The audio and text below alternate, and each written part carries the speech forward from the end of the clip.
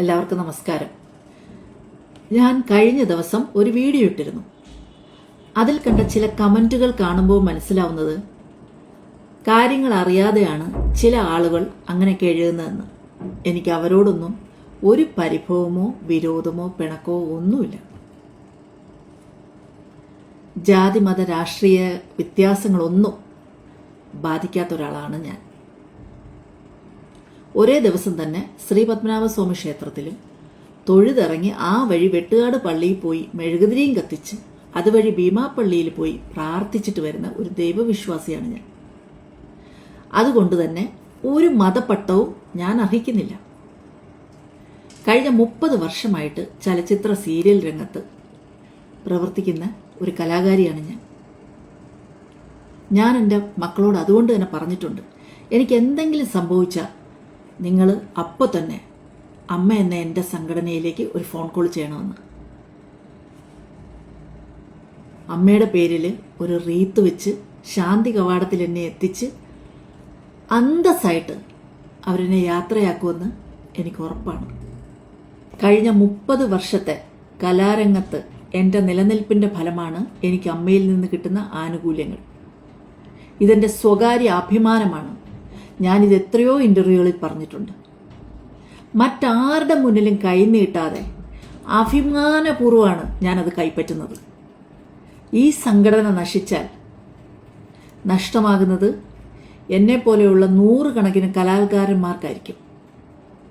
അമ്മയെ ആശ്രയിച്ച് കഴിയുന്ന ഞങ്ങൾക്കാണ് അത് നഷ്ടമാവുന്നത്. അതുകൊണ്ടാണ് വ്യക്തികൾ തമ്മിലുള്ള പ്രശ്നങ്ങൾ രമ്യമായി പരിഹരിക്കണമെന്നും അത് സംഘടനാ തർക്കത്തിലേക്ക് കൊണ്ടെത്തിക്കരുതെന്നും ഞാൻ അഭിപ്രായപ്പെടുന്നത്. ഈ തർക്കങ്ങളിൽ ഏർപ്പെട്ടിരിക്കുന്ന പല സ്ത്രീകളും എൻ്റെ അനിയത്തിമാരെ പോലെ ഞാൻ സ്നേഹിക്കുകയും ഞാൻ വളരെ അടുത്ത് ആത്മബന്ധം പുലർത്തുന്നത് ഒരാളാണ്. അവരുടെ ഇടയിൽ എന്താ സംഭവിച്ചതെന്ന് എനിക്ക് വ്യക്തമായി അറിയാം. അവർക്കൊരു പ്രശ്നം വന്നാൽ അവരോടൊപ്പം നിൽക്കുന്ന ആളാണ് ഞാൻ. പക്ഷേ അറിഞ്ഞോ അറിയാതെയോ അവരുടെ കൈകളിൽ നിന്ന് കാര്യങ്ങളൊക്കെ കൈവിട്ടു പോകുന്നതായി എനിക്ക് തോന്നുന്നു. ഞാൻ പക്ഷം പിടിച്ച് സംസാരിക്കുന്നതായി തോന്നുന്നത് സ്വാഭാവികമാണ്. ഞാൻ എൻ്റെ നയം വ്യക്തമാക്കാം. ഞാൻ ആരുടെയും പക്ഷത്തല്ല. ഞാൻ അമ്മയുടെ പക്ഷത്താണ്. അംഗങ്ങൾ വരികയും പോവുകയും ചെയ്യും. പക്ഷെ അമ്മ ഇവിടെ ഉണ്ടാവണം. അതാണ് എൻ്റെ പക്ഷം. ജാതിക്കും മതത്തിനും രാഷ്ട്രീയത്തിനുമൊക്കെ അതീതമായി ചിന്തിക്കുന്നവരാണ് കേരളത്തിലെ സാധാരണക്കാർ. അതെത്രയോ തവണ നമുക്ക് ബോധ്യപ്പെട്ടതാ. 2018 മഹാപ്രളയവും കോവിഡ് കാലഘട്ടവും ഉരുൾപൊട്ടലുമൊക്കെ അതിൽ ചില ഉദാഹരണങ്ങൾ മാത്രമാണ്. അന്ന് നമ്മുടെ ദുരിതാശ്വാസ ക്യാമ്പുകളിലേക്കൊക്കെ വന്ന ബിരിയാണിയും പൊതിച്ചോറുമൊക്കെ ആരൊക്കെയാണ് ഉണ്ടാക്കിയതെന്ന് നമ്മൾ ആരെങ്കിലും അന്വേഷിച്ചിരുന്നോ? കാരണം ഇതെല്ലാം ഇവിടുത്തെ മനുഷ്യരാണ് ചെയ്തതെന്നുള്ള ബോധം നമുക്കുണ്ടായിരുന്നു.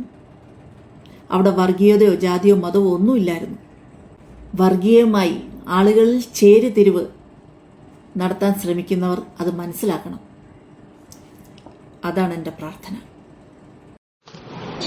അമ്മ സംഘടനാ വിവാദത്തിൽ പല താരങ്ങളും പ്രതികരിച്ചുകൊണ്ട് രംഗത്തെത്തിയിരുന്നു.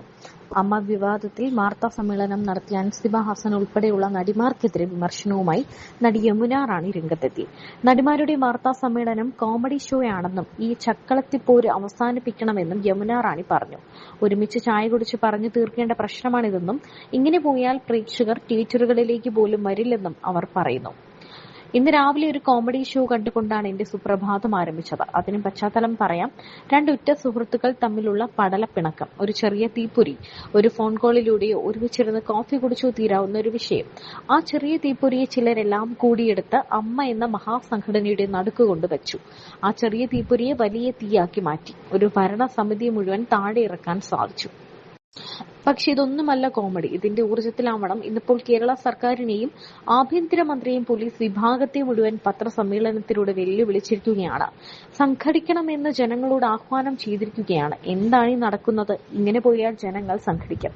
ഈ ചക്കളത്തി പോരാട്ടം ഇനി വേണ്ട. കയ്യിലിരിക്കുന്ന കാശ് കൊടുത്ത് സിനിമ കാണണ്ട എന്ന് ജനങ്ങൾ അന്ന് തീരുമാനിക്കും. ഇവരെല്ലാം അതോടെ അവസാനിക്കും. തിയേറ്ററിൽ പോയി ജനങ്ങൾ സിനിമ കാണാതിരുന്നൊരു കാലം ഉണ്ടായിരുന്നെന്ന് മറക്കരുത്. അതുകൊണ്ട് ഇതെല്ലാം അവസാനിപ്പിക്കുന്നതല്ലേ നല്ലത്. ബുദ്ധിയും വിവേകവുമുള്ളവർ അതല്ലേ ചെയ്യേണ്ടത് എന്നും യമുന പറഞ്ഞു. ഈ പ്രതികരണത്തെ തുടർന്ന് യമുനയ്ക്കെതിരെ രൂക്ഷ വിമർശനം ഉയർന്നിരുന്നു. ഒരു പ്രത്യേക വിഭാഗത്തിനോടാണ് യമുനയുടെ എതിർപ്പെന്നും ആരോപണമുയർന്നു. ഇതേ തുടർന്ന് നടി വീണ്ടും വിശദീകരണവുമായി എത്തി. ഞാൻ കഴിഞ്ഞ ദിവസം ഒരു വീഡിയോ ചെയ്തിരുന്നു. അതിൽ ചില കമന്റുകൾ കണ്ടു. അത് കാണുമ്പോൾ മനസ്സിലാകും കാര്യങ്ങൾ അറിയാതെയാണ് ഇവർ പ്രതികരിക്കുന്നതെന്ന്. അവരോടൊന്നും ഒരു പരിഭവമോ വിരോധമോ പിണക്കമോ ഒന്നുമില്ല. ജാതിമത രാഷ്ട്രീയ വ്യത്യാസങ്ങളൊന്നും ബാധിക്കാത്ത ആളാണ് ഞാൻ. ഒരു മതപ്പട്ടവും ഞാൻ അർഹിക്കുന്നില്ല. കഴിഞ്ഞ 30 വർഷമായി സീരിയൽ രംഗത്ത് പ്രവർത്തിക്കുന്ന ആളാണ് ഞാൻ. ഞാൻ എന്റെ മക്കളോട് പറഞ്ഞിട്ടുണ്ട്, എനിക്ക് എന്തെങ്കിലും സംഭവിച്ചാൽ അമ്മ എന്ന സംഘടനയിലേക്ക് ഉടൻ വിളിക്കണമെന്ന്.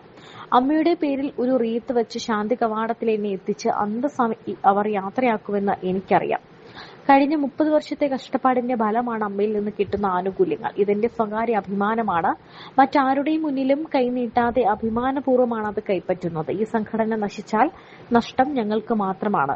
വ്യക്തികൾ തമ്മിലുള്ള പ്രശ്നം രമ്യമായി പരിഹരിക്കണമെന്നും അത് സംഘടനാ തലത്തിൽ എത്തിക്കരുതെന്നുമാണ് ഞാൻ ആവശ്യപ്പെടുന്നത്. ഈ തർക്കത്തിൽ ഏർപ്പെട്ടിരിക്കുന്നവരെല്ലാം എന്റെ സഹോദരിമാരാണ്. അവർക്കൊപ്പം നിൽക്കുന്ന ആളുമാണ്. പക്ഷെ അറിഞ്ഞോ അറിയാതെയോ അവരുടെ കൈകളിൽ നിന്ന് ഈ കാര്യങ്ങൾ കൈവിട്ടു പോകുന്നതായി എനിക്ക് തോന്നുന്നു. ഞാൻ എന്റെ നയം വ്യക്തമാക്കാം. ഞാൻ ആരുടെയും പക്ഷത്തല്ല, അമ്മയുടെ പക്ഷത്താണ്. അമ്മ എന്ന് നിലനിൽക്കണമെന്നും യമുന റാണി അതല്ലേ ആദ്യം അവരന്വേഷിക്കേണ്ടത്. ആദ്യം അതാണ് ഇതെങ്ങനെ പുറത്തു പോയെന്നുള്ളത്. ശരിക്കും അവിടെ ഉള്ളവർ തന്നെയാണ് അത് അന്വേഷിക്കേണ്ടത്. ചേച്ചിക്ക് എന്തെങ്കിലും ഒരു ഐഡിയ ഉണ്ടോ അത് എങ്ങനെ പുറത്തേക്ക് വന്നത്? എന്താണ് അതിന്റെ പിന്നിൽ നടന്ന സംഭവം എന്താണെന്ന് എന്തെങ്കിലും ഒരു ക്ലൂ ഉണ്ടോ? എനിക്ക് ഒരു ക്ലൂ ഇല്ല. ഞാൻ പുറത്തിറങ്ങി കഴിഞ്ഞാൽ അറിയുന്നത് പുറത്ത് വന്നത് തന്നെ.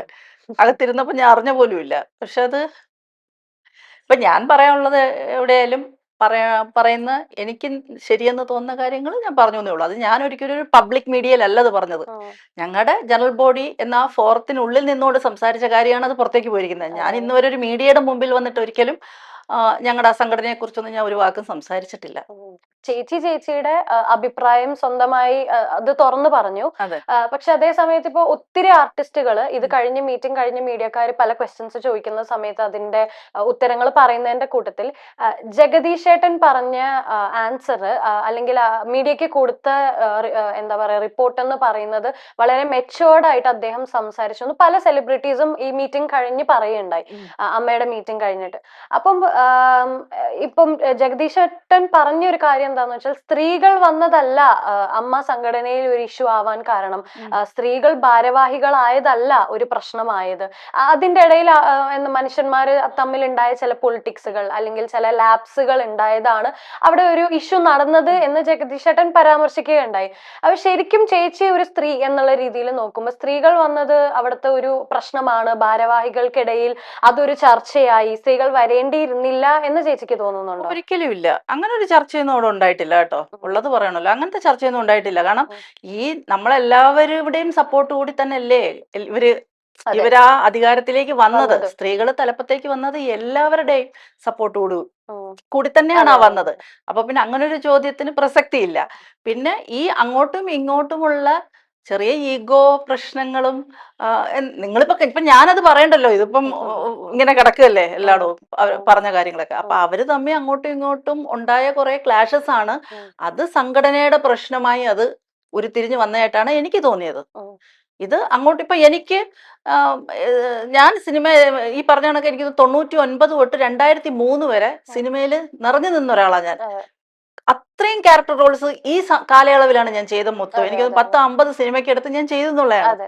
ഞാൻ ഏറ്റവും എനിക്ക് അടുപ്പമുള്ള സിനിമയിലെ 2 വ്യക്തികൾ എന്ന് പറഞ്ഞാൽ സുകുമാരി അമ്മയും കൽപ്പന ചേച്ചിയാ. സത്യം, എന്ത് കാര്യം ഉണ്ടെങ്കിലും വിളിച്ച് സംസാരിക്കുന്നതായാലും എല്ലാം ഭയങ്കര അത് ഞാൻ പക്ഷെ ആരോടും അത് ഇതുവരെ പുറത്തു പറഞ്ഞിട്ടില്ല. കാരണം അത് എന്റെ പ്രൈവസിയാണ്. അപ്പം എന്റെ ഒരു രീതി അങ്ങനെയാണ്. സിനിമ എന്ന് പറയുന്നത് എന്നെ സംബന്ധിച്ച് എനിക്ക് ജീവിക്കാനുള്ളൊരു ഉപാധിയാണ്. സിനിമ എന്റെ ജീവിതമല്ല. മനസ്സിലാവുന്നു? ഏത് ജോലിയെ പോലെയും ഞാൻ ചെയ്യുന്ന ജോലിയാണ് സിനിമ. ഞാൻ ആ ജോലിയെ 100% ജെന്യൂൻ ആയിട്ടും റെസ്പെക്റ്റോടും കൂടി ചെയ്യുന്നൊരു ജോലിയാണ് സിനിമ. ഒരിക്കലും ഞാൻ സിനിമയിലേക്ക് വരുന്നോ സിനിമ സ്വപ്നം കണ്ടതോ അല്ല. എൻ്റെ ജീവിതത്തിന്റെ 7 അയലത്ത് പോലും സിനിമയെന്ന് പറയുന്നൊരു കാര്യം ഇല്ലായിരുന്നു 19 വയസ്സ് വരെയും. ഞാൻ വളർന്നത് നോർത്ത് ഈസ്റ്റിലാണ്, എന്ന് വെച്ചാൽ അരുണാചൽ പ്രദേശിൽ പാസിഘാട്ട് എന്ന് പറഞ്ഞ സ്ഥലത്താണ് ഞാൻ ജനിച്ചു വളർന്നത്. 10-12 വയസ്സ് വരെ. എന്റെ അച്ഛൻ സെൻട്രൽ PWDയിൽ അസിസ്റ്റന്റ് എഞ്ചിനീയർ ആയിരുന്നു.